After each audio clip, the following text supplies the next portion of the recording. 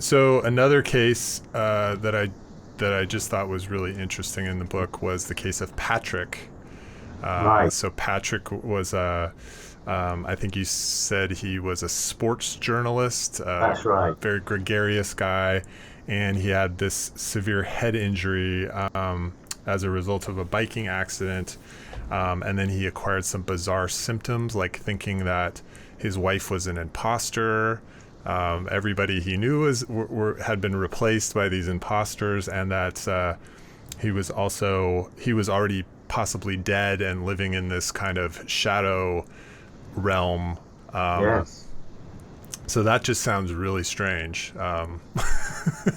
Very, very bizarre and strange. What And then I you find that, sorry, I was just go gonna ahead, say that sorry. the only thing that I could think of where I could relate to that in some way is a feeling of deja vu, where Mhm. you have a feeling that I've sort of been here before, but it's different. I Hmm. was trying to think of something that was along those lines, like, gosh, this seems so familiar. Did I dream this? But it's not exactly. It just feels weird. Um, Yeah. No, I think that's a good observation. I think that sort of the deja vu feeling, it is slightly in the same category. uh huh. Uh, and usually that's a sort of momentary feeling. But imagine if it was like that for everything. And you didn't sort of blink and then, yeah, okay, that was just a deja vu. But as it were, you're not snapping out of it. Mm-hmm. So I think that and it obviously, well, we think we understand a little bit about at least how the brain is constructing moment to moment awareness and somehow mapping it with predictions and previous experience. And when there's a bit of a mismatch, you get something like deja vu, Mm-hmm. or in this case, some of these delusions.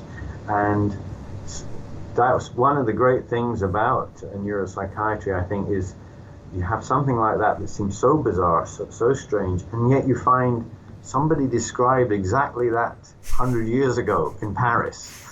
And you think, well, hang on, this can't be just random. There's something really going on. And that's the case. So this is the sort of the Capgras delusion Uh-huh.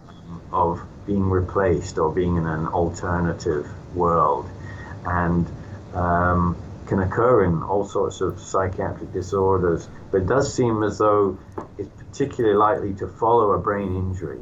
So that there is some sort of damage, usually to the temporal lobes, subtle. The person recovers, seems okay, and yet some connections have been disrupted. And it's to do with what gives us our sense of familiarity.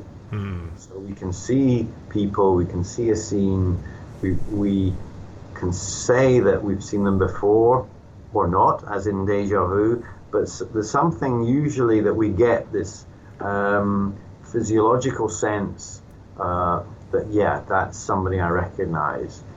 It's a kind of a reflex that's happening subconsciously. Mm-hmm. And so the conscious recollection or recognition combined with that physiological kick tells us, yeah, I recognize that person.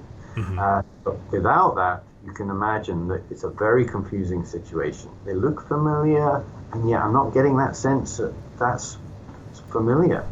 What's wrong? Maybe it's, of course, it doesn't automatically lead you to say, maybe this is an alternative universe. But if you've also got problems with your reasoning and you're likely to entertain different hypotheses without sort of ranking them in terms of likelihood, you end up alighting on one of those other explanations. Mm-hmm.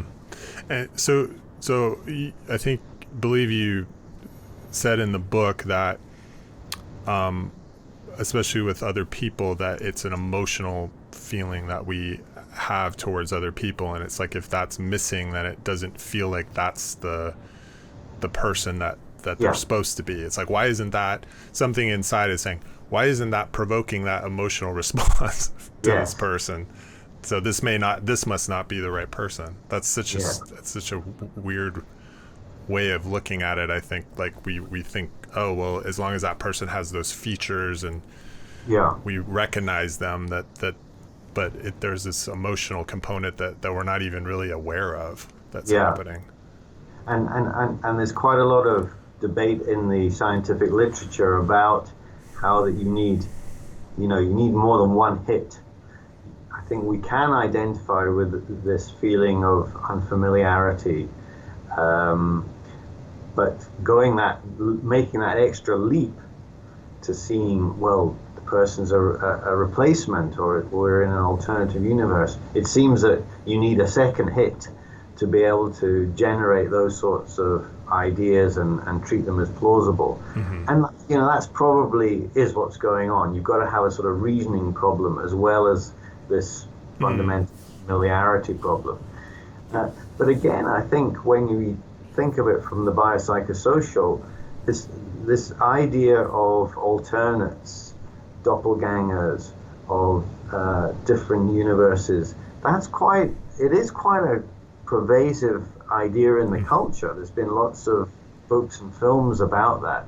Yeah. So it's not like it's come from nowhere. And I guess those stories are appealing because, we are sort of inclined to engage with them. Right. Yeah, Invasion of the Pod People or one of those types of movies. And at least while you're in that cinema, you believe it.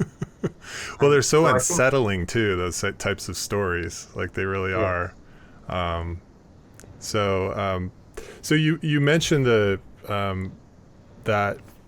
in the book that this imposter syndrome and this also feeling like that you're already dead and sort of inhabiting the shadow world are might actually be kind of the same thing. It's like flip two sides of the same coin. How could you explain how that works? Yeah. So again, these two conditions, the Capgras delusion, and then the idea that you're dead somehow already in a living death, that this French physician Jules Cotard described. So it's been called the Cotard delusion. So having both the Cotard and the Capgras delusion seems like an impossible chance, and yet again the literature says, you know what, these two things can coincide.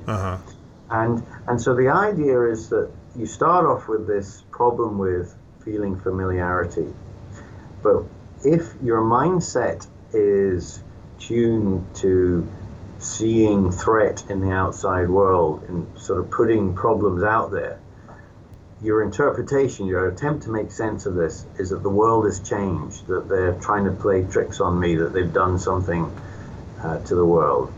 But if your mindset is more like that of a very demoralized, depressed person who's going to always say, whatever's going on, it's down to me, then the explanation they'll come to is, well, I must be dead. How else can I explain this? So the basic problem is there, but the interpretation is colored by, are you sort of in a paranoid state or are you in a depressive state? Okay. And so that's what leads you to those different conclusions, both, highly erroneous, but at least we can sort of start to understand and make sense of them.